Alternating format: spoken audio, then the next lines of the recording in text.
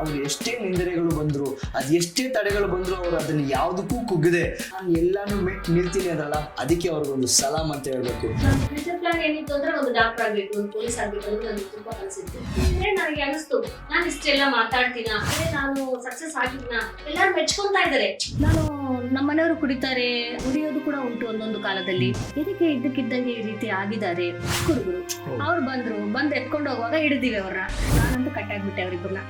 ಎಲ್ಲಾರು ಬಿಡು ಅಂದ್ರು, ನಾನು ಬಿಡಲ್ಲ ಅಂದೆ. ಈ ವಯಸ್ಸಲ್ಲಿ ಅವ್ರು ಕಳ್ತನ ಮಾಡ್ತಿದ್ದಾರೆ ಅನ್ನೋದು ನೋವು ಬಂತು. ಅಂತ ಕಲ್ಸಿದೀವಮ್ಮ, ಅವರು ಈ ರೀತಿ ಮಾಡ್ತಾರೆ ಅಂತ. ಅದು ಏನ್ ಸಂತೋಷ ಅಂದ್ರೆ ನನಗೆ, ನನ್ನಿಂದ ಹುಡುಗರು ಸ್ಕೂಲ್ಗೆ ಹೋಗ್ತಿದಾರಲ್ಲ, ಏನಂದ್ರೆ ಸ್ಕೂಲ್ಗೆ ಹೋಗೋ ಮಕ್ಕಳು ಅವರು ತಂದೆ ತಾಯಿ ಬಡವರು ಇರ್ತಾರೆ, ಇರೋದ್ರಿಂದ ಮಕ್ಕಳನ್ನ ಸ್ಕೂಲ್ಗೆ ಕಲ್ಸೋದು ಬಿಟ್ಟು ಕೆಲ್ಸಕ್ಕೆ ಕರ್ಕೊಂಡು ಹೋಗ್ತಾರೆ. ಇನ್ನೊಂದು ಸ್ಕೀಮು ಸರ್ವ ಶಿಕ್ಷಣ ಅಭಿಯಾನ ಅಂತ ಒಂದು ಪ್ರೋಗ್ರಾಮ್ ಇದೆ.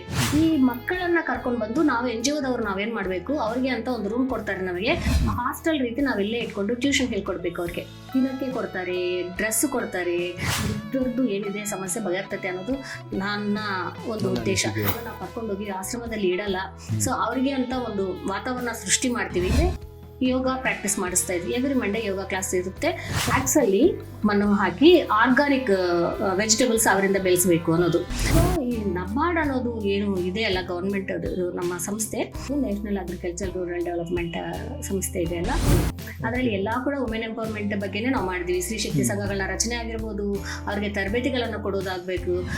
ಒಂದು 10,000 ಜನಕ್ಕೆ ನಾವು ಆರಾಮಾಗಿ ತರಬೇತಿಗಳನ್ನ ಕೊಟ್ಟಿದ್ವಿ, ಸರ್ಟಿಫಿಕೇಟ್ ಕೊಟ್ಟಿದ್ವಿ. ಅವ್ರ ಜೀವನದಲ್ಲಿ 250 ಜನಕ್ಕೆ ಫ್ರೀ ಆಗಿ ಮಿಷನ್ಸ್ ಕೊಟ್ಟಿದ್ದಾರೆ ನಮ್ಮ ಸಂಸ್ಥೆ ಮುಖಾಂತರ. ಅದು ದೊಡ್ಡ ಅಚೀವ್ಮೆಂಟ್. ನಿಮಗೆ ಕೊಟ್ಟಿರೋದೇ ನಮಗೆ ಪದ್ಮಾವತಿ ಮೇಡಮ್ ಅವರು ನಬಾರ್ಡ್ ಕಡೆಯಿಂದ ನಾನು ತಗೊಂಡಿರೋದು ಆ ಪ್ರಾಜೆಕ್ಟ್.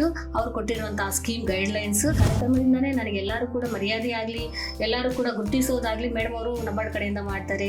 ಅಂದ್ರೆ ಒಂದು ಹೆಣ್ಮಗಳು ಭಯ ಇಲ್ಲದೆ ಬದುಕಬೇಕು. ಅವ್ರಿಗೆ ಸಾಯ್ಬೇಕು ಅಂತ ಅಂದಾಗ ಭಾರತಿ ಮೇಡಮ್ ನೆನಪು ಬರಬೇಕು ಅನ್ನೋದು ನಂದೊಂದು ಉದ್ದೇಶ ಇತ್ತು. ಎಲ್ಲಾರು ಹೇಳೋರು ನಮ್ಮ ಅತ್ತೆ ಕೂಡ, ನಮ್ಮ ಇಂದಿರಾ ಆಗ್ಲಿ, ಎಲ್ಲಾರು ಏನೇ ಹೇಳಿದ್ರು ಕೂಡ ಒಬ್ರು ಏನಾದ್ರು ಚೆನ್ನಾಗಿ ಮಾಡಿದೀಯಾ ಅನ್ನೋದಿದ್ರಲ್ಲಿ ನಮ್ಮ ಮನೆಯವರು ಫೇಸಲ್ಲಿ ನಾನು ನೋಡಿರುವಂತ ಖುಷಿ.